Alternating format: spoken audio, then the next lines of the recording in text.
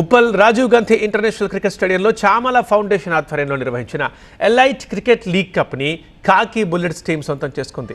Elite cricket league final match కాకి bullets సినీ warrior మధ్య 20 overs match హోరాహోరీగా సాగింది.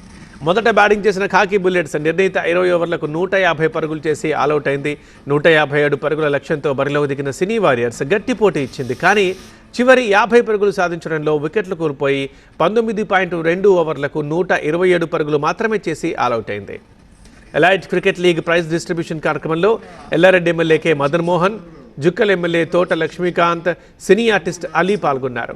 ఎలైట్ క్రికెట్ లీగ్ విన్నర్ కాకి బుల్లెట్స్కి 5 లక్షల రూపాయలు, రన్నర్ అప్ సినీ వారియర్స్కి 3 లక్షల రూపాయలు, మూడో స్థానంలో నిలిచిన టీవీ రైడర్స్కి 2 లక్షల రూపాయల చెక్ అందించారు.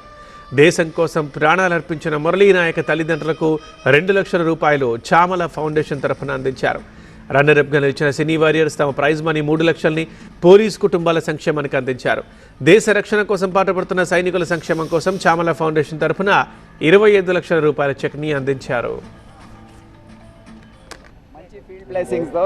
అందరు కూడా ఒక పోరాటం చేసే స్ఫూర్తితో చేశారు. ఎట్టి పరిస్థితుల్లో కప్పు గెలవాలని ఉండింది. అందరు కూడా చాలా బాగా చేశారు. అందరికీ కాంగ్రాచులేషన్స్.